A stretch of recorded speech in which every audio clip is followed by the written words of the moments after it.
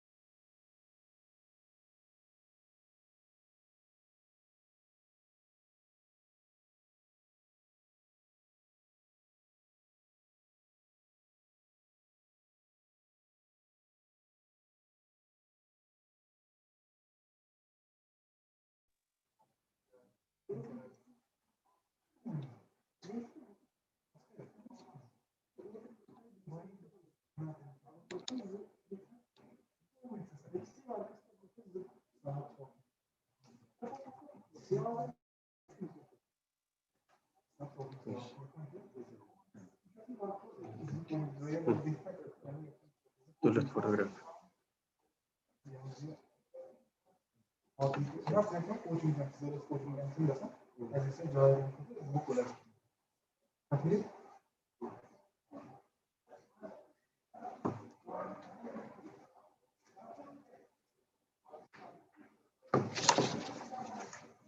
Wait, mine.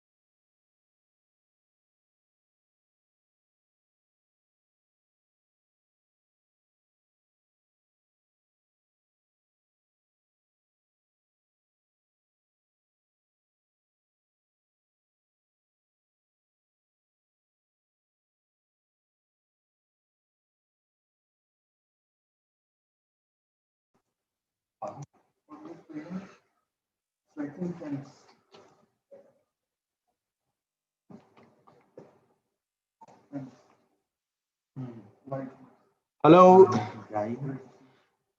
hello, good morning and Assalamu alaikum, all the participants, our expert speaker. And it's my pleasure also to welcome Honorable Principal Government Degree College Pulwama, Professor Farooq Ahmed Andrabi. It's my pleasure in the same breath to welcome our resource person and our chief speaker of the webinar, Professor Dr. Javed Ahmed Bhatt, Senior Assistant Professor Economics, Government Degree College Pulwama. It's also my pleasure to welcome you on behalf of our program secretaries, Shaukat Rashid Shah, Department of Economics, Assistant Professor, Department of Economics, Government Degree College Pulwama. Azhara Yaqub, Miss Azhara Yaqub, she is Assistant Professor, Department of Economics, Government Degree College Pulwama. Let's also welcome you on behalf of Member Debate Seminar Committee and also the Program Secretary of this very webinar, Dr. Ashaq Hussain, Department of History, Government Degree College Pulwama. Since Government Degree College Pulwama is playing host to this, I guess, to this ninth webinar on trot to emphasize. And today the theme is very pressing and something which really demands attention.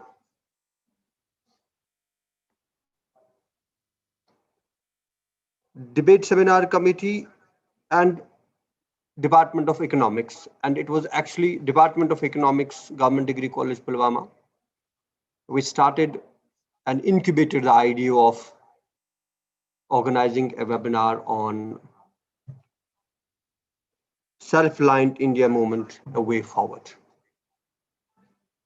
And the Debate and Seminar Committee lost no time in accepting and putting forward the proposal to Honorable Principal Government Degree College Pulwama. And it's because of the stewardship of Honorable Principal Government Degree College Pulwama, Professor Farooq Ahmed Andrabi, and also the untiring efforts of Head Department of Economics, Dr. Javed Ahmed Bhatt, that we made it reality. And without losing much time, I request Honorable Principal Government Degree College Pulwama, Professor Farooq Ahmed Andrabi, to put in kind words in his welcome address. And it's over to Professor Dr. Farooq Ahmed Andrabi, Principal Government Degree College Pulwama.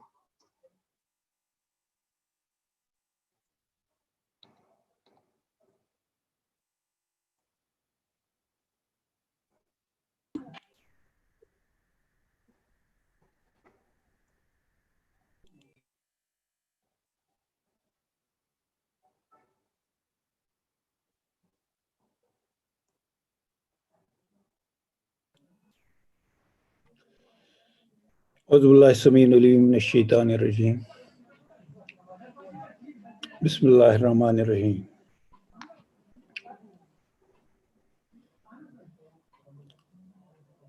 Professor Javed Sahab, Head Department of Economics. Professor John Sahab, Convener Debate and Seminar Committee.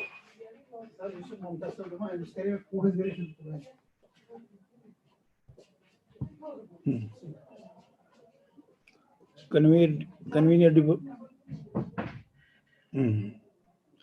Debate and Seminar Committee. Other departmental colleagues from the Economics Department. Other faculty members. Other participants for this today's webinar.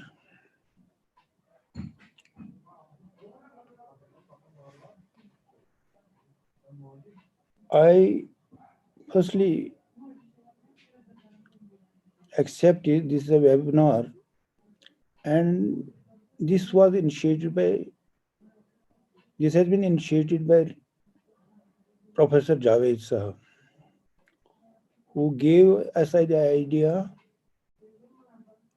that we'll be organizing this program, webinar,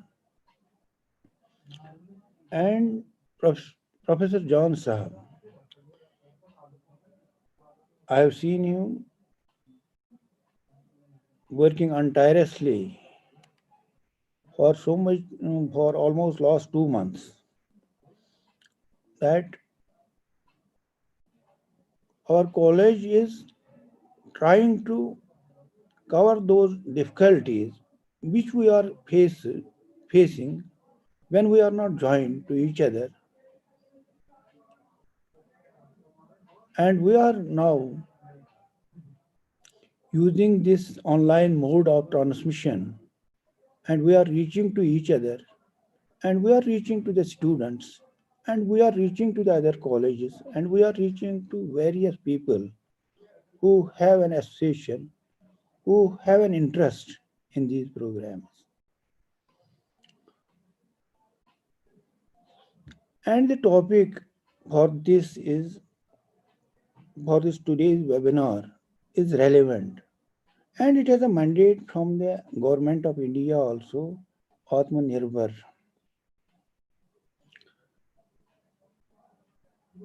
And it is a need of the hour also. We want everybody that he should be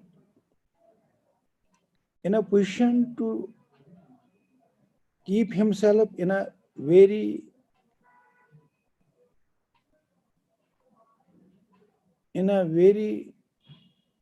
happy mood, and simultaneously his economic stature should be very good, and he should be in such a position that he should be helping himself and his family, and beyond this he should be extending this support to many other people. This is the main purpose of this. Firstly, to recognize himself. It is, and what is the latent talent that is within an individual, so that he may be able to go ahead in keeping himself in a very nice condition. For that purpose, this program is really a key thing. I am I am putting these words. This is not one day.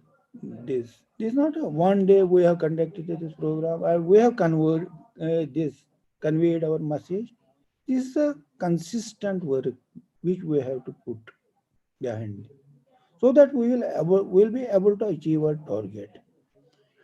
As Dr. Iqbal is saying, यकीन महकम अमल पाए हम मोहब्बत Fatih आलम जहाद जिंदगानी में है ये मर्दों की शमशेरें.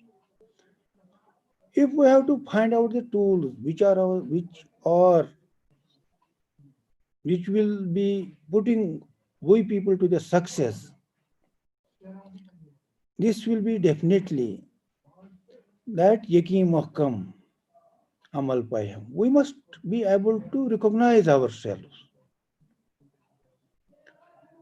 Amal payam, we must have a consistent way of doing things.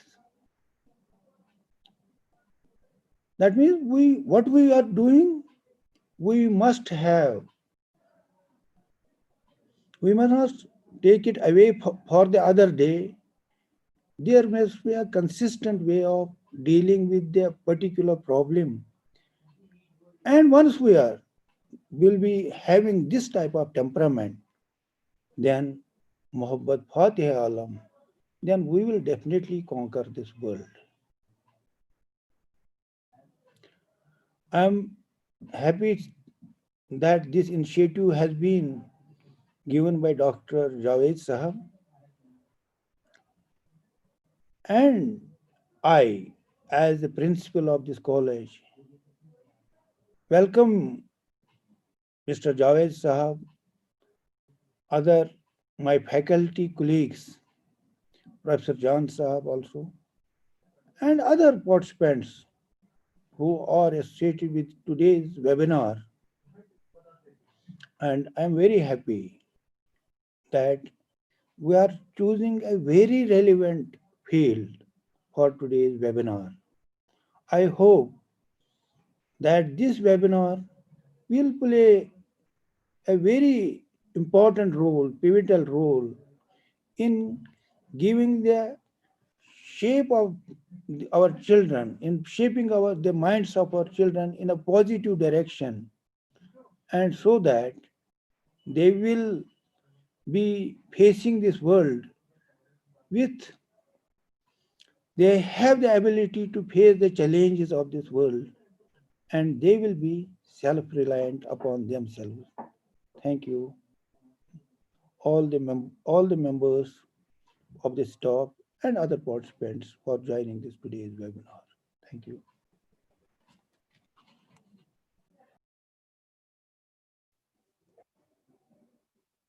Thank you. That was Honorable Principal Government Degree College Pulwama, Professor Farooq Ahmed Andrabi, in his address, and saying that we have to begin from our own self and try to be self-reliant at our own humble capacities, and then only we can take this initiative to a longer and bigger platforms.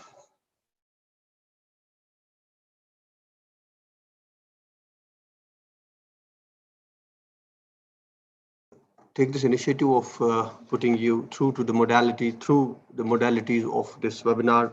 This webinar will run into a big session, one session where our learned speaker, Professor Dr. Javed Ahmed Bhatt, Senior Assistant Professor, Department of Economics, and also Head Department of Economics, Government Degree College Pulwama. We'll hear from them, and we will get to know about the pros and cons of this self-reliant India movement, a way forward. And then at the end of the webinar, the feedback will be shared, and the participants can fill up the feedback, and certificates will be delivered online to their registered email IDs.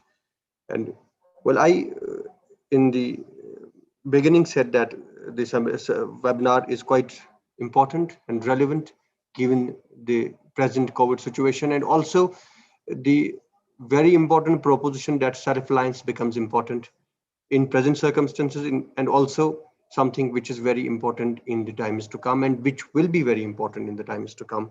And Prime Minister Narendra Modi, Honorable Prime Minister India, Narendra Modi, in his address, emphasized the necessity of self-reliant India, and said that the personal protective equipment, the shortage of personal protective equipment is something which has actually allowed us to ponder and see for ourselves that are we self-reliant, and something huge began from there. And today, all the economists, the most revered economists of the country and the world over, are thinking vis-a-vis this proposition, that what needs to be done. What are the things that will set India at par with the bigger and biggest economies of the world? And without wasting time, I request our learned speaker, Dr. Javed Ahmed Bhatt, Head Department of Economics, Government Degree College Pulwama, and also Senior Assistant Professor in the department, to please take us through to his presentation and start off his presentation. And I'm unmuting you, sir.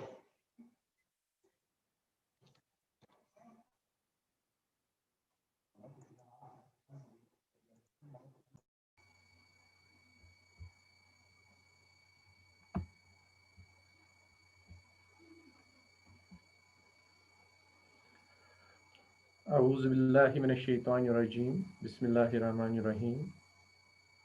Assalamu alaikum, and very good morning to all of you. At the very outset, I would like to express my thanks to our worthy principal, Professor Farooq Ahmed Andrabi Saab, for providing me an opportunity to have an interaction with you, rather a virtual interaction with you.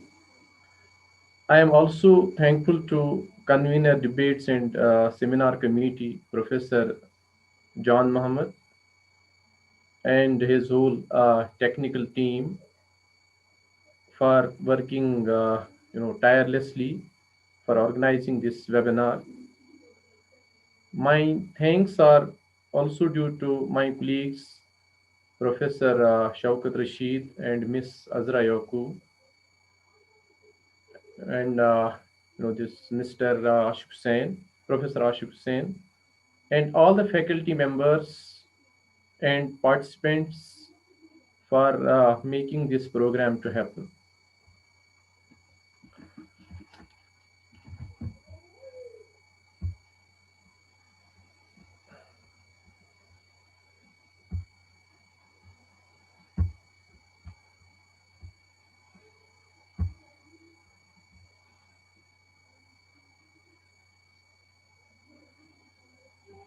I will request Professor Jan Saab to please help me in this. I would like to share my screen with the participants.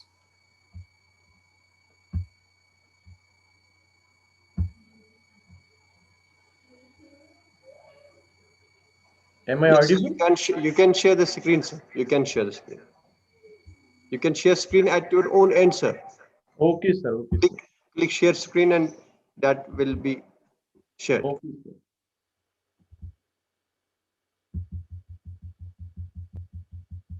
Yes, sir, it is true. Thank you, sir. Thank you very much. Now, the topic which is selected for this webinar is Self-reliant India movement and assessment. Well, you know, this self-reliant India, which is also known as Atmanirbhar Bharat, it was the vision of Honorable Prime Minister of India, Mr. Narendra Modi, of making India a self-reliant nation. The term was coined during his address to the nation in the form of the Atmanirbhar Bharat Abhiyan or Self-reliant India movement during the announcement of the coronavirus pandemic related economic package on May 12, 2020. Now, before going into the details of what this self-reliant India movement is, but how India can become self-reliant, and what are the areas where India can become self-reliant, what are the challenges. We must know what's meant by this self-reliance. Now, self-reliance means reliance on one's own capabilities, judgment, or resources. It's a sort of independence.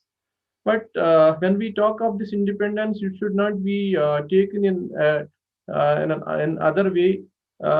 This independence doesn't mean that India wants to get isolated from the world. Actually, the idea is to increase India's share in the global trade. The idea is to boost domestic production, particularly of those commodities, those goods and services where India is having this comparative advantage. Now, self-reliance is the ability to do things and make decisions by yourself without needing other people to help you. It is the ability to depend on yourself to get things done and to meet your own needs. An example of self-reliance is growing your own food. Self-reliance, such as learning to tie one's own shoes, gives children a sense of pride and accomplishment. Now, the question is how India can become self-reliant. When we look at the this earlier stage, we see this self-reliance in state-run heavy industries and strategic sectors in the decades following independence had placed India ahead of most developing countries. In the 1970s and 80s, however, India did not modernize these industries to climb higher up the technological ladder. The private sector, which had backed the state-run core sector approach in its Bombay plan, stayed content with near monopoly conditions in non-core sectors in a protected market. Little effort was made to modernize light industries or develop contemporary consumer products. India's industrial ecosystem was thus characterized by low productivity, poor quality, and low technology, and was globally uncompetitive. India completely missed out on the third industrial revolution, comprising electronic goods, microprocessors, personal computers, mobile phones, and decentralized manufacturing and global value chains during the so-called last decades. Today, India is the world's second largest smartphone market. However, it does not make any of these phones itself. and manufactures only a small fraction of solar photovoltaic cells and modules currently used with ambitious future targets. Now, there were misconceptions regarding this liberalization era. At the turn of the millennium, when India embarked on liberalization, privatization, and globalization, the very concept of self reliance was rubbished in the belief that advanced technologies could simply be bought from anywhere at lower costs. Two related ideas have prevailed since then, and neither delivered the desired results. The first was that public sector undertakings are by definition inefficient and sluggish for the competitive globalized scenario. No effort was made to engender either real autonomy or a transition to new technological directions. Instead, public sector units with capability and scale for the task were undermined or abandoned, along with many nascent research and development efforts, for instance, in photovoltaics, semiconductors, and advanced materials. Now, on the other hand, the private sector displayed little interest in these heavy industries and showed no appetite for technology upgradation. With entry of foreign corporations, most Indian private companies retreated into technology imports or collaborations. Even today, most research and development in India is conducted by public sector units, and much of the smaller but rising proportion of private sector research and development is by foreign corporations in information technology and biotechnology or pharma. Therefore, given the disinclination of most of the private sector towards research and development and high-tech manufacturing, significant government reinvestment in public sector units and research and development is very important. Research and development is essential for self-reliance. Now the question is, can foreign direct investment boost technological progress? The idea that inviting foreign direct investment and manufacturing by foreign majors would bring new technologies into India's industrial ecosystem is damaging. A mere setting up of manufacturing facilities in India is no guarantee of absorption of technologies. There is no evidence from any sector that this has taken place or has even been attempted. Rather, the foreign majors jealously guard commercially significant or strategic technologies in offshore manufacturing bases. The key problem of self reliance is therefore neither external finance nor domestic offshore manufacturing, but resolute indigenous endeavor, including research and development.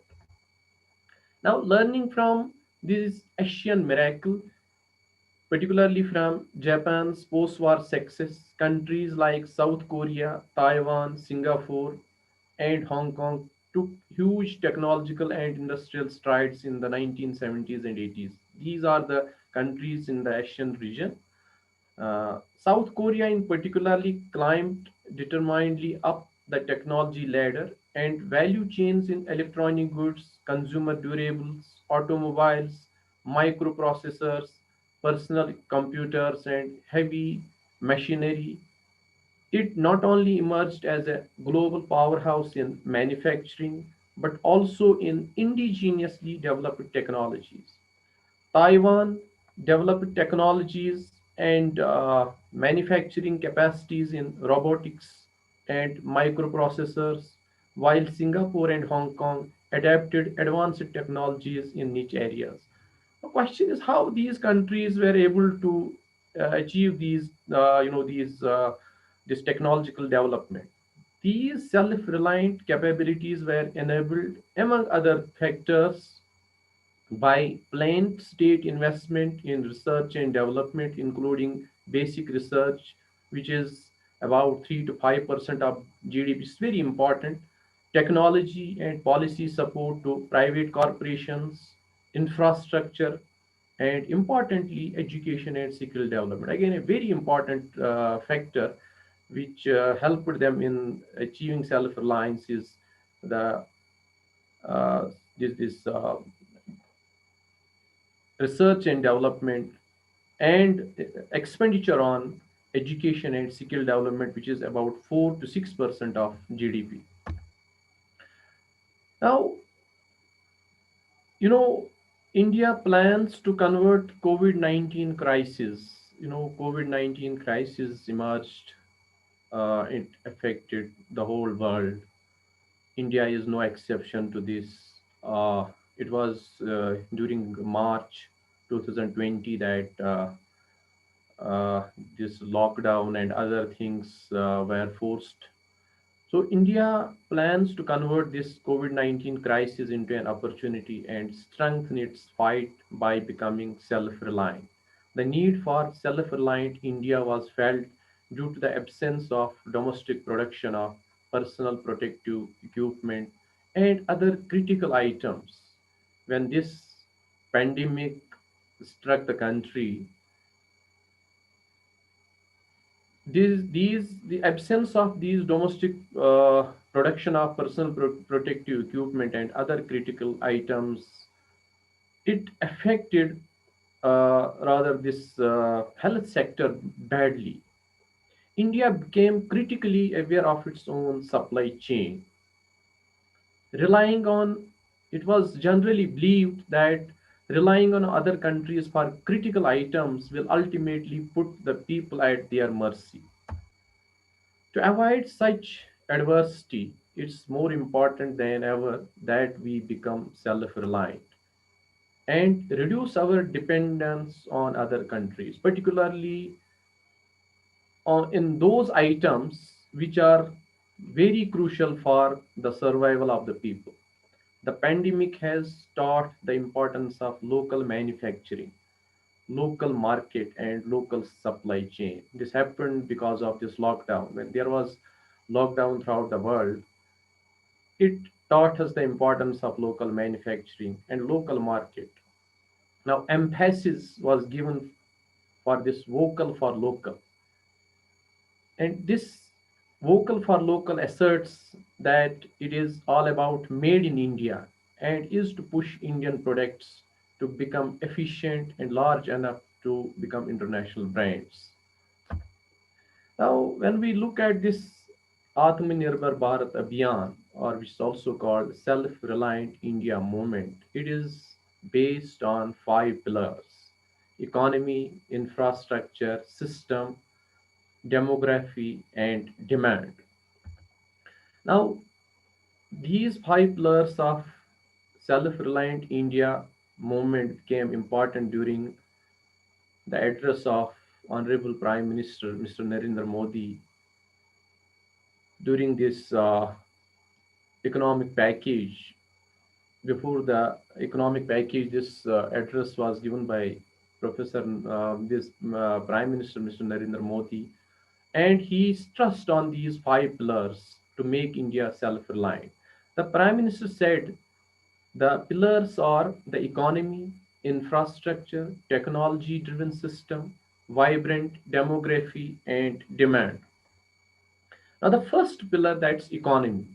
Now, government's endeavor is towards building an economy that brings quantum jump rather than incremental change. Now, it's generally believed that these incremental or small changes will not help the country in achieving this self-reliance or rapid pace of this economic development or growth. It is generally believed that it needs a quantum jump rather than these incremental changes. Then the second pillar is infrastructure. Infrastructure, it is it should be world class, which becomes the identity of modern India. So we need a world class infrastructure, modern infrastructure, latest infrastructure. Then the third pillar is technology driven system. Now, it is focused on a technology driven system which can fulfill the dreams of the 21st century, a system not based on the policy of the past century. So we have to uh, you know uh, reform these. We have to take large initiatives. We have to make different changes to make this this self-reliant India movement possible. For this, we have to we must have this system which is modern, etc. So we have to be very much latest in terms of this technology. Then the fourth pillar is demography. Prime Minister Modi termed India's vibrant demography as the country's strength. It is the source of energy for a self-reliant India. Now, when we talk about this demography, we are actually talking about the human resource. India is having huge amount of human resource available, and this human resource can be tapped for achieving this self-reliant India movement. The last pillar of this self-reliant India movement is demand. The cycle of demand and supply chain in the country's economy is the strength which needs to be harnessed to its full potential. He said, in order to increase the demand in the country and to meet this demand, every stakeholder in our supply chain needs to be empowered. So, whether it's the producer, it is the owners of hectares of production, or the sellers of these hectares of production, so everyone needs to be strength empowered. We will strengthen our supply chain, our supply system built up with the smell of the soil and the sweat of our labor. These are the words of Honorable Prime Minister Mr. Narendra Modi. Now, what initiatives were taken for achieving this self-reliant India movement or Atmanirbhar Bharat Abhiyan? You see, there was a special economic package which is split into five, tranches. It was announced under Self-Reliant India campaign, a special economic package worth 20 lakh crore, which is about US dollar 283.73 billion, which is about 10% of India's GDP, has been released by the government, which will benefit cottage industry, micro, small, and medium enterprise, laborers, middle class, and industries. To strengthen the self-reliant India campaign, land, labor, liquidity, and laws have all been emphasized in this package. The package focused on facilitating employees and employers, business, especially micro, small, and medium enterprise, to get back to production and workers back to gainful employment. It plans to strengthen non-bank financial companies, housing finance companies, microfinance sector, and power sector. They were also unfolded. This is expected to benefit 45 lakh enterprise. This will surely provide an edge to the enterprise to stand out again in the market, resume their business, which were very much affected because of the pandemic, because of the lockdown, and sustain jobs in the market. We lost so many jobs. The idea is to increase these jobs. The idea is to provide again these employment opportunities to the people. The package will give a renewed boost to the development journey of the country in 2020. Minister of Finance and Corporate Affairs, Ms. Nirmala Sitharaman, made all the announcements related to various sectors on different days between 13th and 17th of May 2020, split under five tranches and giving detailed information about the steps being carried out by the government. Now, the first tranche is related to business, including micro, small, and medium enterprise. The first major being focused on was the idea of getting back to work. The work which was affected because of pandemic, because of the lockdown. That's facilitating employees and employers, business, especially micro, small, and medium enterprise, to get back to production and workers back to gainful employment. Plans to strengthen non-bank finance companies, housing finance companies, microfinance sector and power sector were also unfolded. Pradhan Mantri Garib Kalyan package was introduced in April 2020 in order to provide relief to underprivileged and help them fight the battle against COVID-19. The budget allocated to the scheme was rupees 1.70 lakh crores. That's about US dollar 24.12 billion. The support was given in the form of insurance cover of rupees 50 lakh per health worker, 5 kg wheat or rice per person, and 1 kg pulses for each household being given free to 80 crore people for the next 3 months, which was later on extended up to November. Rupees 500 to be transferred in the account of 20 crore women Jan Dhan account holders for the next 3 months. 8 crore poor families provided with gas cylinders free of cost for the next 3 months. Narega wage increased to rupees 202 a day from rupees 182 to benefit 13.62 crore families. 3 crore poor senior citizens, poor widows, and poor Divyang given ex gratia of rupees 1000. Front loaded rupees 2000 being paid to farmers under existing PM Kisan to benefit 8.7 crore farmers. Building and construction workers welfare fund allowed to be used to provide relief to workers. 24% of monthly wages to be credited into provident fund accounts for the next 3 months for wage earners below rupees 15,000 per month in business having less than 100 workers. 5 crore workers registered under Employee Provident Fund to get non-refundable advance of 75% of the amount or 3 months of the wages, whichever is lower, from their account. Limit of collateral-free lending to be increased from rupees 10 to rupees 20 lakh for women self-help groups supporting 6.85 crore households. District Mineral Fund to be used for supplementing and augmenting facilities of medical testing, screening, etc. The definition of MSME was revised by raising the investment limit and an additional criterion of turnover was introduced.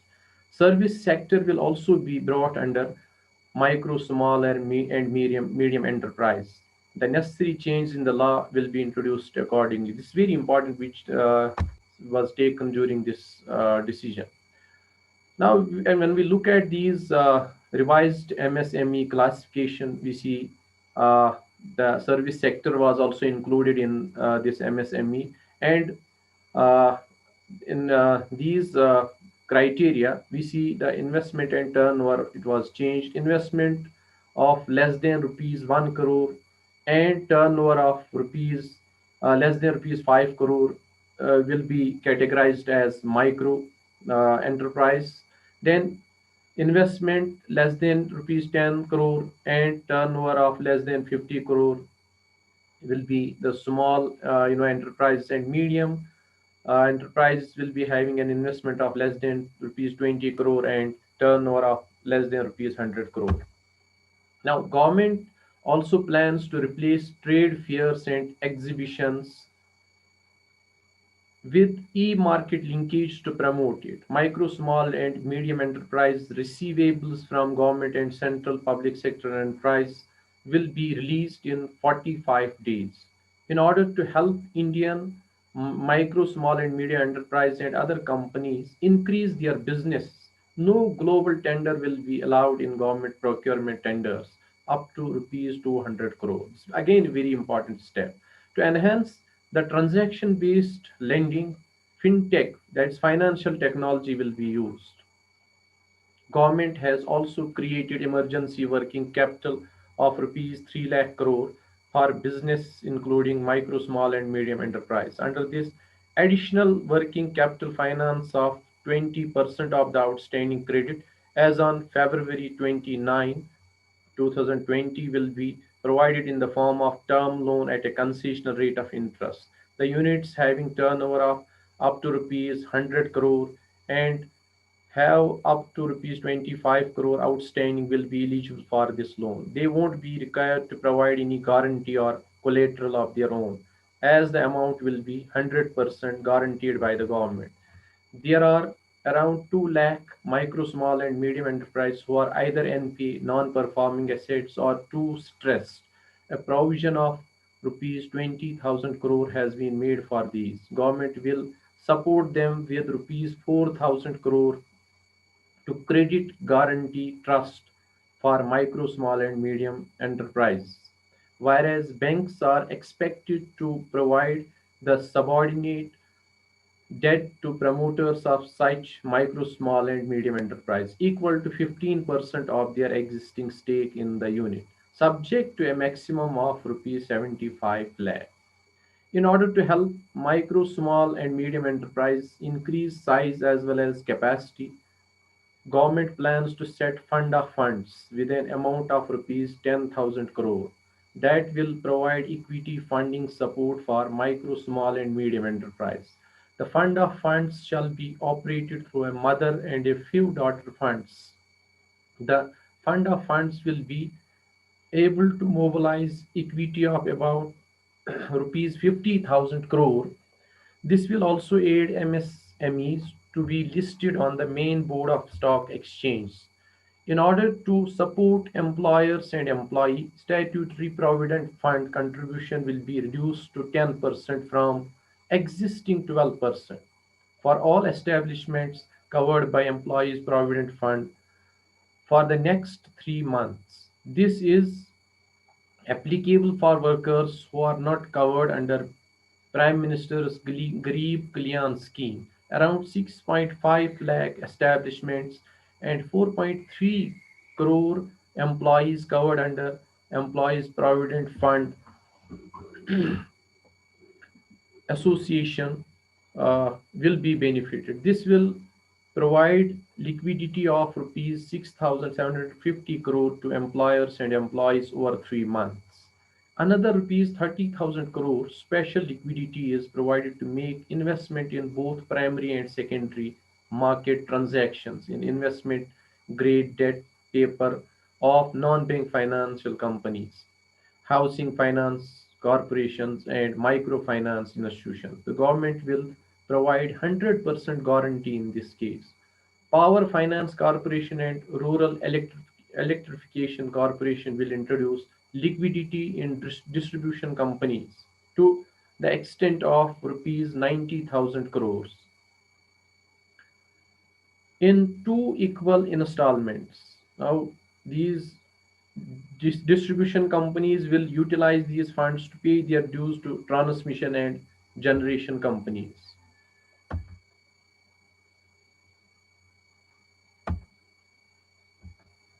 Construction agencies are provided an extension of 6 months for completion of contractual obligations for projects related to all central agencies like railways, Ministry of Road Transport and Highways, and Central Public Works departments. Another relief is provided to taxpayers as the rates of tax deducted at source for non-salaried specified payments made to residents and rates of tax collected at source for the specified receipts shall be decreased by 25% uh, of the existing rates. This measure will release liquidity of rupees 50,000 crore and is applicable for the remaining part of financial year 21. Migrant workers are being provided additional free food. During the lockdown, these workers were badly affected because of the pandemic, because of this lockdown. They were being provided additional free food, grains, and chana for 2 months in the state union territory. They are stranded at present.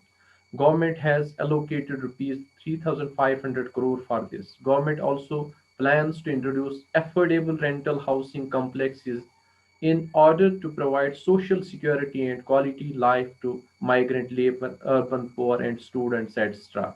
This will be implemented under public-private partnership model. Government will provide relief to small businesses under Mudra Shishu loans by providing interest subvention of 2% for on-time payees for a period of 12 months. The current portfolio of the scheme is rupees 1.62 lakh crore and an additional relief of rupees 1,500 crore is provided by the government.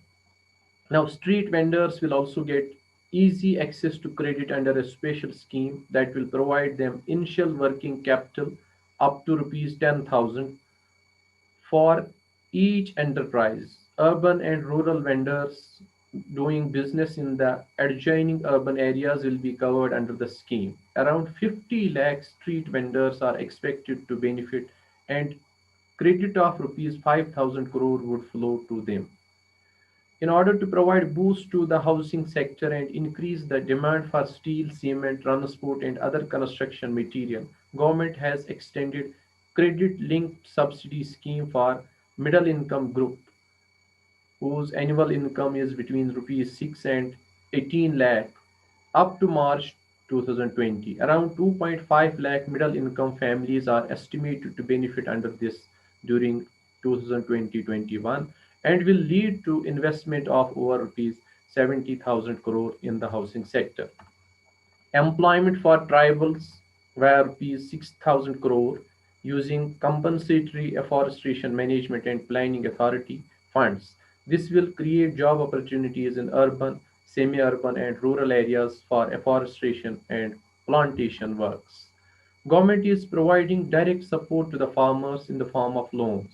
National Bank for Agriculture and Rural Development, which we generally know by the name of NABARD, will provide additional refinance support of rupees 30,000 crore for meeting crop loan requirement of rural cooperative banks and regional rural banks. This is over and above rupees 90,000 crore that will be provided by NABARD to this sector in the normal course. Around 3 crore farmers, mostly small and marginal, will get the benefit under this.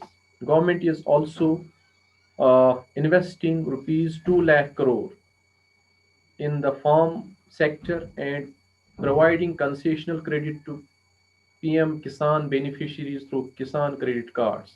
The scheme will also include fishermen and animal husbandry farms. Now, during this third tranche, which is mostly related to agriculture, minimum support price purchase of amount more than rupees 74,300 crore, PM Kisan Fund transfer of rupees 18,700 crore, and PM Fasal Bima Yojana claim payment of rupees 6,400 crore have been made. Government plans to strengthen infrastructure, logistic, and capacity building. It is providing rupees 1 lakh crore financing facility for funding agriculture infrastructure projects at farm gate and aggregation points, uh, generally for primary agriculture cooperative societies, farmers, producer organizations, agriculture entrepreneurs, startups, etc. In order to promote Prime Minister's vision of vocal for local with global outreach, micro food enterprise need technical upgradation to achieve FSSAI food standards, build brands and marketing. Government is allocating rupees 10,000 crore for formalization of MFE and support farmer producer organizations, self-help groups and cooperatives and existing MFEs. For the marine sector, government plans to launch Pradhan Mantri Matsya Sampada Yojana. This will be focused on integrated, sustainable and inclusive development of marine and inland fisheries. Allocation of rupees 11,000 crore for activities in marine, inland fisheries and aquaculture and rupees 9,000 crore for infrastructure shall be provided. This is expected to generate employment for 55 lakh people which are associated with this marine sector and double the export to rupees 1 lakh crore. An animal husbandry infrastructure development fund of rupees 15,000 crore will be set up with an aim to support private investment in dairy processing, value addition and cattle feed infrastructure. Incentives will be given for establishing plants for export of niche products. Government has allocated rupees 4,000 crore for promotion of herbal cultivation by National Medicinal Plants Board in the next 2 years. Around rupees 5,000 crore of income will be generated for farmers by herbal cultivation. In order to support beekeeping, government has allocated rupees 500 crore for the sector. Infrastructure including integrated beekeeping development centers, collection, marketing and storage centers, post-harvest and value addition facilities will be improved under the scheme.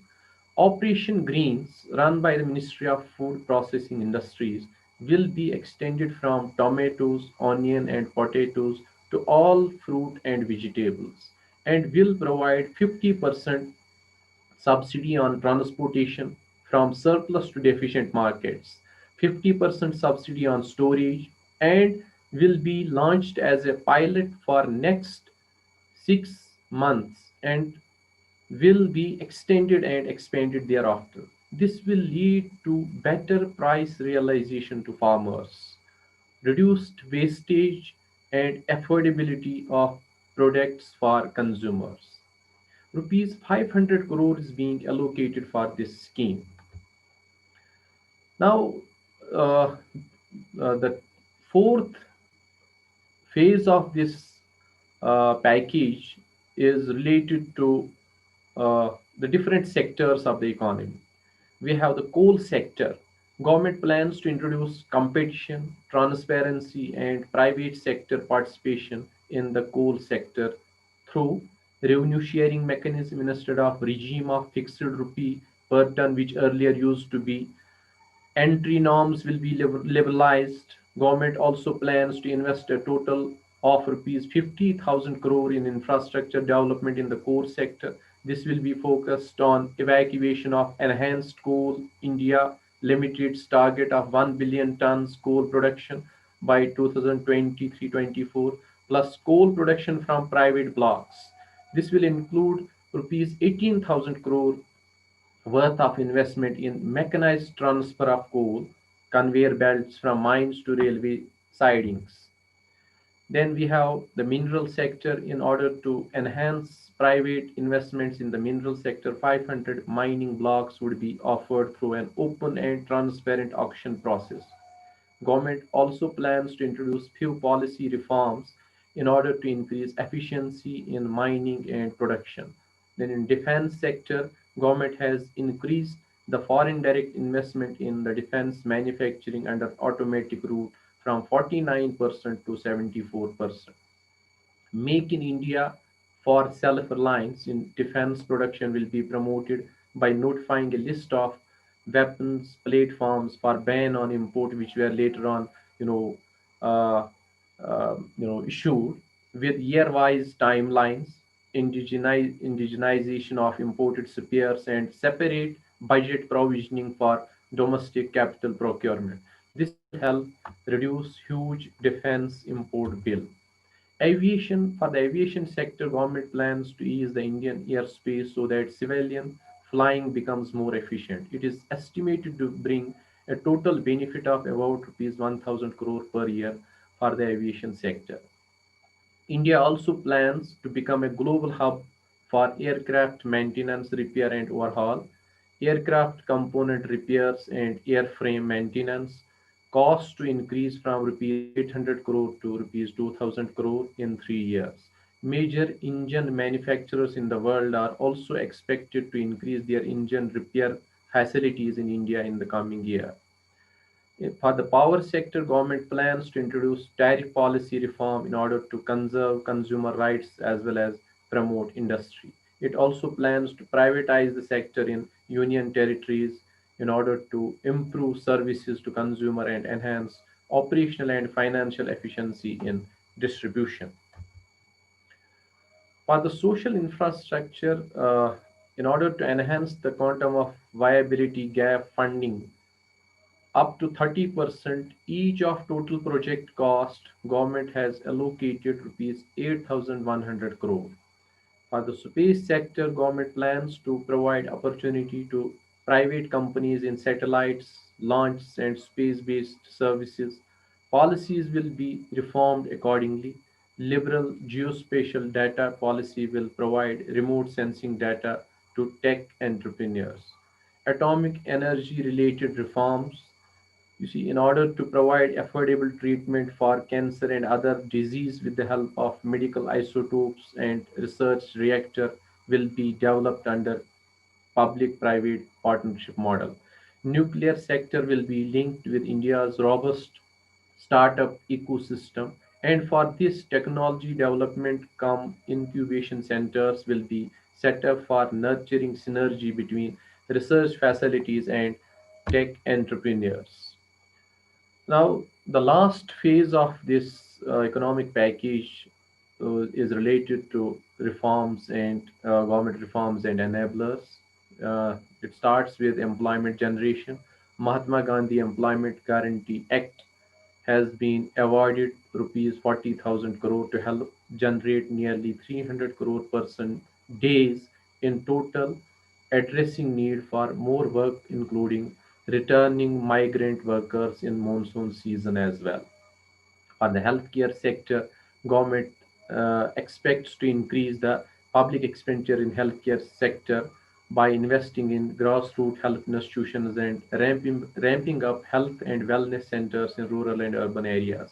Plan is to prepare India for any future pandemics through infectious disease hospital blocks in all districts. It's again very important. Strengthening lab network and surveillance, integrated public health labs in all districts and blocks, along with block level labs and public health units to manage pandemics. Encouraging research by having a national institutional platform for One Health by Indian Council of Medical Research, National Digital Health Mission. For education sector, government has launched PM E-Vidya, a program for multi-mode access to digital online education. Other initiatives to be launched include Manodarpan, new national curriculum and pedagogical framework, National Foundation Literacy and Numeracy Mission. PM E-Vidya, Diksha for school education across states, union territories, e-content and QR coded energized textbooks to be provided for all grades, which we are at present, going on for our undergraduate courses as well. One earmarked TV channel for each grade from 1 to 12, extensive use of radio, community radio, and podcasts, special e content for visually and hearing impaired people, Manodarpan to be launched on an immediate basis to provide psychological support for students, teachers, and families on mental health and well-being. New national curriculum and pedagogical framework for early childhood school and teachers will be launched, integrated with global and 21st century skill requirements, National Foundational Literacy and Numeracy Mission to be launched by December 2020 to ensure that every child attains learning levels and outcomes in grade 5. Decriminalization of Companies Act. Decriminalization of Companies Act violations involving minor technical and procedural defaults. Majority of the compoundable offences sections to be shifted to internal adjudication mechanism. Amendments to declog the criminal courts and NCLT, that is National Company Law Tribunal. Seven compoundable offences drop completely, while five among the existing to be dealt under alternative framework. Ease of doing business for corporates. Now, direct listing of securities by Indian public companies in permissible foreign jurisdictions. Private companies which list non-convertible debentures on stock exchange will not be considered as listed companies. Provisions for Par 9A, Producer Companies of Companies Act 1956 to be included in Companies Act 2013, provision to create additional specialized benches for National Company Law Appellate Tribunal, lower penalties for all defaults for small companies, one person companies, producer companies, and startups, public sector enterprise policy for a new self-reliant India. Government plans to introduce new policy under which list of strategic sectors requiring presence of public sector enterprises in public interest will be notified.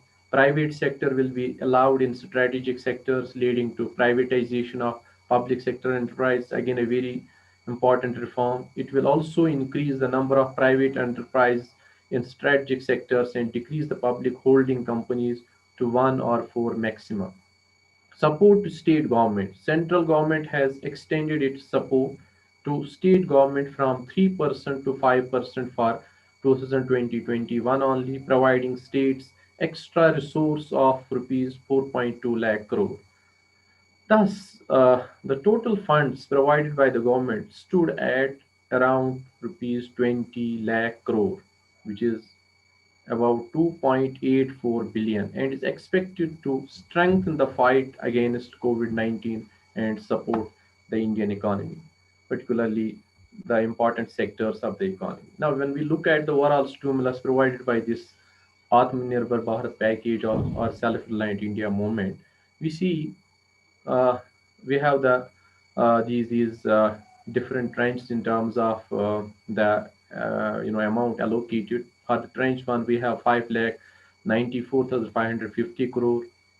For the second tranche, we have 3,10,100 crore. For the third tranche, we have 1,50,000 crore. For fourth and fifth tranche, we have 48,100 crores. The subtotal is 11 lakh 2,750 crores. Now, will we add this the earlier measures, including Prime Minister's Garib Kalyan package, which is around 1 lakh 92,800 crores, and added to this the RBI measures, because RBI has also taken the steps for making this economy to move ahead, to help the different these investors, to help the different sectors in meeting out their these their liquidity requirements. For this 8 lakh 1,603 crores were the package issued by Reserve Bank of India, and when we take the subtotal of these, it is uh, uh, 20 lakh 97,153 crores. Now, when we look at the RBI monetary policy, which was usually the liquidity stimulus measures, in the wake of the ongoing COVID-19 pandemic, several measures have been recently taken by the Reserve Bank of India to ease the burden on retail as well as institutional players in the Indian market. The Reserve Bank of India had recently announced a COVID-19 regulatory package on March 27, 2020, whereby lenders across India were inter alia permitted to grant a moratorium of 3 months upon payment of all installments that were due to fall between March 1st, 2020 and March 31st, 2020. Now, some of the measures under the regulatory package were as follows: rescheduling of payments, term loans, and working capital facilities. I think I will not go into the details of these measures, RBI monetary policy measures. I will just uh, you know show you what were the measures taken by Reserve Bank of India. Easing of working capital financing. Then we have classification as special mention account and non-performing assets. Uh, there were some other conditions. Boards of all lending institutions have been requested to frame approved policies for providing the aforementioned reliefs to all eligible borrowers, including the criteria for and considering reliefs under paragraph second A above, and for that information to be disclosed in the public domain. Banks are required to develop a management information system on the reliefs provided to their borrowers in all such cases where the exposure of a lending institution to a borrower is rupees 5 crore or above as on March 1st, 2020. Now, these measures were followed post the statement made by the governor, that is the governor of Reserve Bank of India, on April 17, 2020, and a slew of other notifications whereby the Reserve Bank of India introduced measures in addition to the regulatory package, which primarily aimed at maintaining adequate liquidity in the system. This is very important because government wants that there should be no financial crunch. There must be adequate liquidity in the system and its constituents in the face of COVID-19 related dislocations. Facilitating and incentivizing bank credit flows, easing financial stress. So there should be no financial stress. Investors should not face any difficulty in getting credit facilities, enabling the normal functioning of markets. These were the important objectives of these measures, monetary policy measures. Now, following additional measures have been introduced by RBI aimed at liquidity management under the governor's statement. Liquidity management measures were very broad. There were financing facilities for all India financial institutions. Uh, Now these rates were changed, fixed rate, reverse repo rate, they were changed because they were changed to make this liquidity available, to make these investors not to feel any difficulty in getting these credit facilities, and also the banks to uh, you know banks to have this credit available for these investors. Various means advances for states. Then, similarly, we have regulatory measures under the statement, like we have asset classification, we have extension of resolution timeline, we have distribution of dividend. It was, decided that these dividend payments from profits pertaining to the financial year ending on 31st March will not be paid by any these banks, commercial banks or cooperative banks. Then we have similarly liquidity coverage ratio that was also changed. Non-bank finance companies loans to commercial real estates projects. We have the other measures like interest subvention and prompt repayment in incentive for short-term crop loans during the years 2018, 19, and 1920. Now these extended period on account of COVID-19, they were extended. Rupees 50,000 crore special liquidity facility for mutual funds. Now, this is very important, which I want to share with you. These are the key indicators. Now, these indicators were changed given the situation owing to the pandemic, owing to the lockdown. It was generally, felt that, there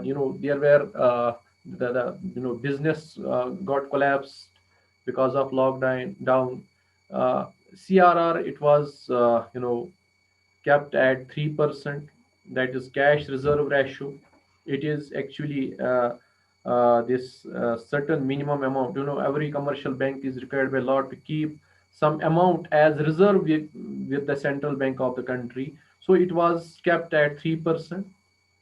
SLR, that is statutory liquidity ratio.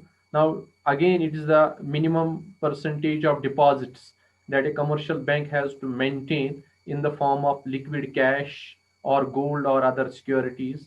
So, this was actually increased to control inflation. Earlier, it was 18%, it was increased to 21.5%. Now, repo rate was reduced to 4%. It was around 5%, then it was reduced in two steps to 4%. Now, repo rate actually is the rate at which commercial banks borrow money by selling their securities to central bank of a country. to maintain liquidity in case, in case of shortage of funds. So it's at this rate at which they get facilities from the central bank of the country. Now reverse repo rate, it was also reduced to 3.35%. It is actually the rate at which the central bank of a country borrows money from commercial banks within the country. Now marginal standing facility, it is actually a facilitating window for banks to borrow from the reserve bank. यहाँ पे जो central bank है, reserve bank of, it's actually the central bank, but here we have the reserve bank of India in our case. So it is actually in case of an emergency situation when these interbank liquidity dries up completely. So at that time, the central bank, that is the Reserve Bank of India, helps the commercial banks in getting these facilities. So for this, the rate of interest was fixed at 4.65%. Similarly, the bank rate, uh, it was kept at again at 4.65%. Again, it's the rate of interest which a central bank charges on its loans and advances to a commercial bank. Now, these are the highlights of monetary policy announced on August 6, 2020. The repo rate was kept unchanged at 4%. Reverse repo rate also remains unchanged at 3.35%. Loan to value ratio for gold loans increased to 90% from 75%. There is no extension in EMI moratorium, so it was not extended further. Lenders are allowed to restructure loans of corporate and individual borrowers. So banks and other financial institutions, they were allowed to restructure loans of these corporate and individual borrowers. Stressed micro, small, and medium enterprise borrowers with standard loan accounts are eligible for the restructuring of debts. RBI to allot rupees 5,000 crores to housing finance companies, uh, national housing boards, and 5,000 crores to NABARD. Startups to be considered as part of the priority sector. Posi- Positive pay mechanism applicable on payment of all checks up to and above rupees 50,000. Now, the question is, how self-reliant are India's industries currently and how soon they can step up? Now, what sectors heavily depend on imports right now and cannot immediately scale up production domestically? If we look at electrical equipment such as smartphones and computers, they are a key part of India's import bill. The value addition in India's electronics industry is limited to mostly assembly, while the country depends on imports to access most of the primary and critical components used to make them, including printed circuit boards. For instance, around 88% of the components used by the mobile handset industry are imported from countries like China, according to the Confederation of Indian Industry. Over 60% of the country's medical devices are imported as well. Other products heavily imported into the country are cells and modules used by the country's solar power industry. Now, what sectors partially depend on imports to make their finished products? India's pharmaceutical industry is capable of making finished formulations and also has domestic manufacturers of several key ingredients used to make them. However, the industry also imports some key ingredients for antibiotics and vitamins currently not manufactured in India. The country is currently trying to encourage domestic firms to make these key ingredients, known as fermentation based active pharmaceutical ingredients. However, this may take a few years. India imported around rupees 249 billion worth of key ingredients, including fermentation-based ingredients in financial year 19, and this accounted for approximately 40% of the overall domestic consumption, according to Confederation of Indian Industry. Now, medical devices like ventilators also rely on imports of several crucial components like solenoid, valves, and pressure sensors. Some Auto manufacturers depend on imports for various components, while the country's electric vehicles industry is dependent to a large extent on Chinese imports for chemicals used to make cathodes and battery cells. Local dye-stuff units in India are also heavily dependent on imports of several raw materials, while specialty chemicals for textiles like denim are also imported. For instance, when China initiated its lockdown of Wuhan earlier this year during the COVID-19 pandemic, nearly 20% of India's dyes and dye-stuff industry production was hit due to a disruption in raw material.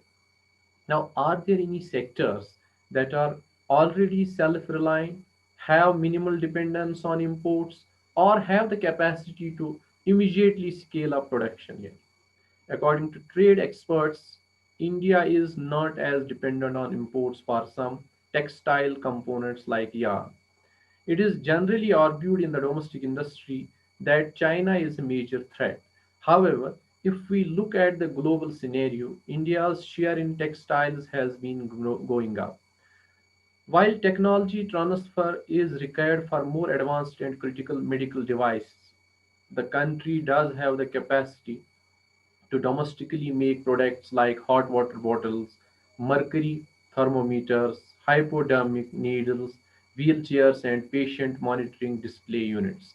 Many items which were produced within the economy in the past are not made now by manufacturers as they prefer to import them from other countries. Again, it's a very important thing that needs to be looked into. Now, what are the issues with scaling up production in import dependent sectors? The manufacture of some of the key products that India imports, such as semiconductors, displays, and other very capital intensive electrical equipment, may not be possible soon, as manufacturing these requires large, stable sources of clean water and electricity. They also need a high degree of policy certainty as these require high upfront investments. So Indian firms can, however, begin producing less sophisticated components if certain policy measures are taken. The industry faces much higher costs in inputs such as electricity and much higher logistics cost than Chinese firms. Now, according to Vinod Sharma, who is MD of DK Electronics, it costs rupees 4 per kg for a shipment of. This is actually what happens why we import and prefer imports rather than this domestic production. It costs rupees 4 per kg for a shipment of cable to arrive at Mumbai from a city 300 kilometers away from Shanghai, but it costs around rupees 14 per kg for that shipment to be transported from Mumbai to a factory in Noida. This is also true for fermentation based APIs, which India, in which Indian pharma executives claimed the country became less competitive in when China began receiving infrastructure and logistic support to produce and sell them at cheaper rates. Now, what policy measures does industry need for greater local production? A key issue holding back manufacturing in the country and a lack of flexibility in labor laws, high costs and low availability of land and high cost of electricity. Some states including UP and Madhya Pradesh have relaxed some labor laws with Karnataka likely to follow suit. There is a need to work on making the industry efficient first. For this, we have to have policies to ensure that these industries actually grow. Above all, we need an industrial policy, an innovation policy, and we need to look at what the industries need in terms of making their infrastructure more efficient. The sectors in which India can become self-reliant or global supply. Self-reliant India will ensure production of quality products on a large scale, fulfill India's requirements and boost export of surplus production. There are a number of sectors that have been identified in which India's competitive and comparative advantage over the other countries is seen. The government has identified 12 sectors where focus would be given with a view to make India a self-reliant country and a global supplier. In these 12 sectors, we have food processing, organic farming, iron, aluminum and copper, agrochemicals, electronics, industrial machinery, furniture, leather and shoes, auto parts, textiles and coveralls, masks, sanitizers, and ventilators. Now, you see, organic farming holds huge demand, and if farmers adopt this and increase production of crops like maize and corn, it can help in food security as well as making ethanol, which can be used to blend with oil to cut India's oil import bill. On iron ore, the industry can look at significantly increasing steel production from 100 million tons to 300 million tons. India used to import electronic goods significantly, but now this industry is progressing and making mobile and its parts. It is believed that India can make products like set top boxes, solar power systems, and telecom network products. There is a huge potential in agrochemicals, pharma, and APIs, that's active pharma ingredients. Since import of industrial machinery has flooded domestic markets, it is generally thought that India's capital goods industry should stand again and India should import only those machines whose technology is not available domestically. Similarly, furniture is a rupees 20 lakh crore global market, and out of this, the Indian industry can look at tapping rupees 3 to 4 lakh crore market as it can help generate employment for about 20 to 25 lakh people. India is also working on the leather and shoes sector. Textiles and auto components also holds huge potential for industry. These are actually the sectors which are among the leading exporters of the country. Further, due to the coronavirus induced lockdown, industry has been impacted as work was not happening in factories. India is focusing on all those sectors which can make India self reliant and a global power. The growth of India's now these are the examples of initiatives helping Atmanirbhar Bharat. The growth of India's personal protective equipment sector from zero before March to 1,50,000 pieces a day by the beginning of May to 5 lakh pieces per day in the middle of June is considered as a fine example of a self-reliant India. The PPE industry in India has become rupees 7,000 crore in 2 months, the second largest after China. The largest fund in the country, worth rupees 21,000 crore, was set up by the IIT Alumni Council with the aim of supporting the mission towards self-reliance. India's own Made in India 5G network was also announced in July 2020 by Reliance Jio. Mukesh Ambani announced in mid-July, Jio has created a complete 5G solution from scratch that will enable us to launch a world-class 5G service in India using 100% homegrown technologies and solutions. For the first time in July 2020, it was announced that Apple would manufacture one of their premium iPhone models in India. On 9th of August 2020, India announced that it will ban the import of 101 types of weapons and ammunition over the next 5 years, from artillery guns to light military transport aircraft and conventional submarines to long range and land attack cruise missiles, in a significant step on the long road towards achieving self reliance in the defense sector. The detailed list of equipment published by the Defense Ministry has spelled out that the import embargo will kick in between December 2020 and December 2025 for different categories of military hardware. The government has also created a separate budget for the purchase of locally produced military hardware. Now, this is what has has been done for this defense sector. The items which are banned, including artillery guns, missiles, missile destroyers, ship-fired cruise missiles, light combat aircraft, light transport aircraft, communication satellites, basic trainer aircraft, etc., etc. So it is actually to give this Make in India push. So India will have to compulsorily develop technology for the defense systems and boost indigenous military and defense weapons and equipment. So uh, uh, the defense minister, Mr. Rajnath Singh, said the government estimates contracts worth almost rupees 4 lakh crore will be placed upon the domestic industry in 6 to 7 years. Now, you see, there are these key equipment and import embargo from. It will generally happen from December 2020 for light combat aircraft, conventional submarines from December 2021, artillery ammunition from 2022, basic uh, trainer aircraft from December 2023, and land attack cruise missiles from December 2025. Now, the what's the way forward for India?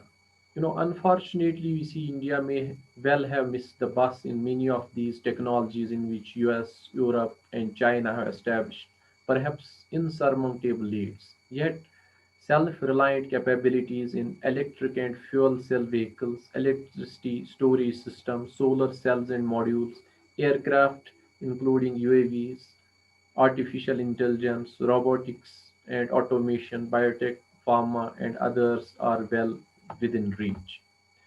Now, large scale concerted endeavors would, however, be required since self reliance will not happen by itself.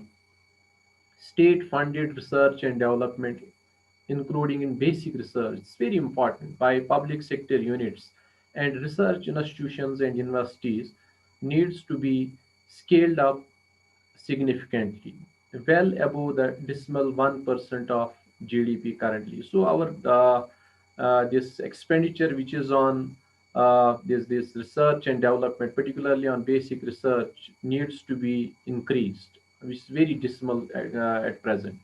So upgraded and reoriented public sector units would also be crucial, given their distinctive place in the ecosystem. Private sector delivery oriented research and development could also be supported, linked to meaningful participation in manufacturing at appropriate levels of the supply chain. Finally, India's meager public expenditure on education needs to be substantially ramped up, as against current trends of privatization, which would only shrink access, including in skill development, because it's very important. No country has achieved self reliance without mass quality public education, and no country has developed without a much stronger public health system than what we have in India. Now, there are these five things which are very important to build a self reliant India. It starts with intent, the enthusiasm, the you know these steps that are needed to be taken. This also includes inclusion. So every sector, everybody living in the society, every individual has to be included to contribute. Actually, when we are talking about inclusion, we are talking about the contribution of everyone living in the society for achieving this self-reliant India. Then we need investments. Very important that we must invest. Our investment must be in research and development. Our investment must be in the, in latest or in modern technology. Of course, we have to have this infrastructure. And finally, we have to go to innovations. We have to, innovate. We have to use different methods of production. We have to use various ways and means in every sector of the economy. So in each and every sector, innovations need to be taken place. Innovations, are to be carried out to have this self-reliant India. Now, obviously, this self-reliant campaign and relief package puts bold reforms and momentum at the heart of government's plan to make India a self-sustaining economy, so that any other crisis that may emerge in future could be efficiently, tackled. Uh, Thank you very much for your patient hearing. I don't want to bore you any further. I am highly thankful to all the participants, the organizers of this webinar for providing me an opportunity to have this interaction with you. Thank you.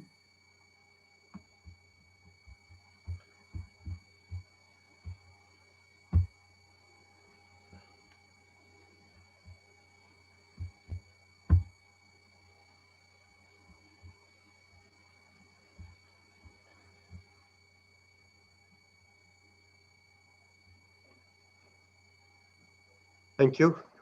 Thank you, Dr. Javed Ahmed Bhatt, Head Department of Economics, Government Degree College Pulwama, for this exhaustive and enlightening presentation. And all the participants, I'm sure, were listening to the presentation with rapt attention, and the details were covered in detail, and everything, even to the minutiae of the self-reliant India and its analysis and the way forward was done in a very meticulous and in a very nice and fantastic way. And I hope all the participants would have some major leads and also some major takeaways from the presentation. We're all thanks to you for having spared your precious time, and you were connected to us right from your home. And always it seems it gives us jitters when we have to connect it to some larger platform right from the home. It gives us, some sort of, places us in an uneasy situation, that as to how should I get connected. But you presented your presentation in a seamless manner, wonderful, and we are all thanks to you. Thank Now you. I request our uh, member, debate seminar committee, Professor Ashok Hussain, to present the formal vote of thanks to the guests and to the honorable speaker of.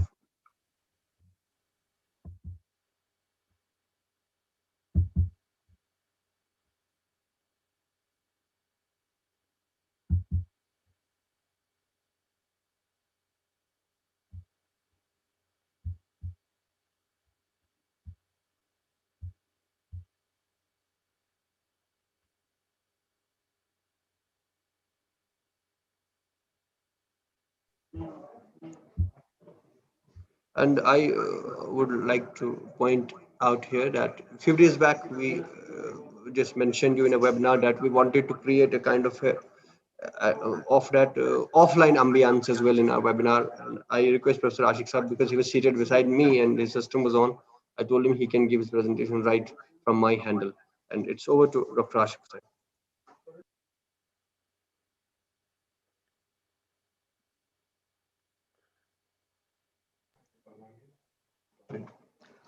Honorable Principal, Government Degree College Pulwama, distinguished guests, dear colleagues, and dear students.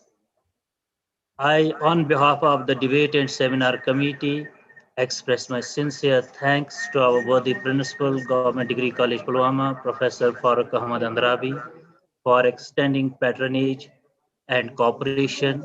It is because of his able mentorship and guidance we are able to conduct this program. My sincere thanks is also due to Dr. Javed Ahmed, Head Department of Economics, for making a detailed presentation on a very crucial theme, very significant theme, self-reliant India movement and assessment. This is in fact a very important theme, and at current we are India is looking for making Indian economy a self-reliant economy.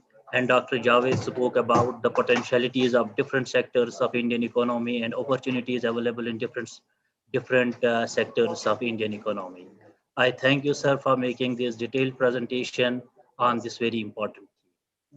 I am also thankful to our colleagues from the Department of Economics, who are also the program secretaries, Professor Shaukat Ahmad Shah and Professor Azra Yaqub, for their support and cooperation. I am also thankful to our energetic and dynamic convener, Professor Jan Muhammad, for his able leadership, providing us an able leadership and conducting the proceedings of this program.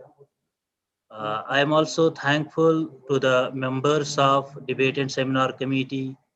My thanks is also due to our colleagues, Dr. Muzaffar Ahmad, Assistant Professor, Department of Geography.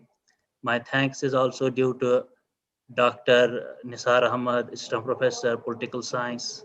I am also thankful to our colleagues, Dr. Rais Ahmad, Dr. Jahangir, from the Department of Chemistry. And above all, I am thankful to all the participants for joining us. Thank you all. Thank you very much.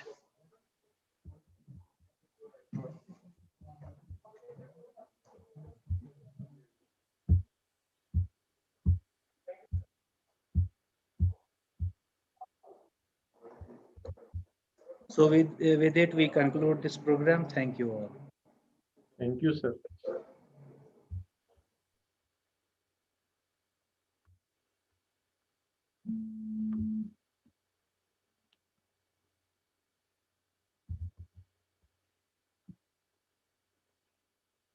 Hello. Alaikum salam.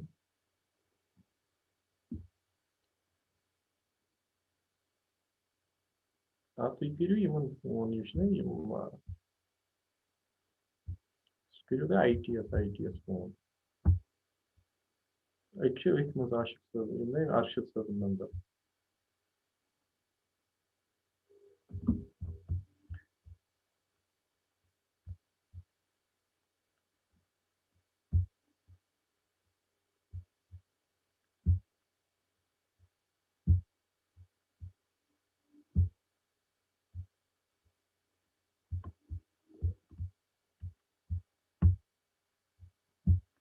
Thank you, Ashik Saab. And now we would share the feedback link in our uh, chat box. Participants are requested to fill in the feedback form, but if there would be some delay in the certificate generation, please bear with us because of the fact that some certificates have actually, some technical snag has happened in the software, Surfetium, where the certificates are actually generated. And we will go, in fact, right away to the Surfetium and see what the technical snag has happened.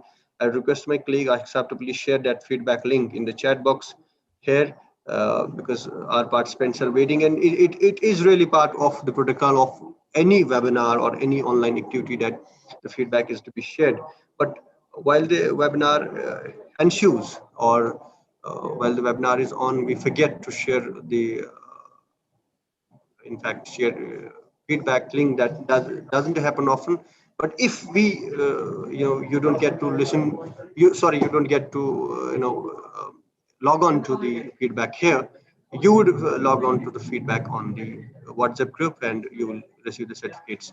And for any personal query wherein you have problems in generating or in getting certificates, please feel free to WhatsApp us on the WhatsApp number of the admin of the WhatsApp group individually, and let us know that what happened, as to what happened, or if you received the certificates right in time, then there are no issues. And we are grateful to all the participants for having joined us, and we are grateful to Honorable Principal Government Degree College Pulwama, Professor Farooq Ahmed Andrabi Saab, to have made these functions a reality in our college, despite the college being in COVID-19 crisis and being a frontline college in terms of the COVID quarantine center, and then the COVID rehabilitation or COVID hospital, so to say, for that matter. And we are all thanks to our learned speaker again, Dr. Javed Ahmed Butt, Head Department of Economics and Senior Assistant Professor in the college, for having spared his precious time and giving this comprehensive presentation of Self-reliant India and the way forward. Thank you all for being part of this webinar. We look forward to your presence and your attendance in our webinars to come, in our online activities to come. Thank you all. Thank you. Thank you, sir.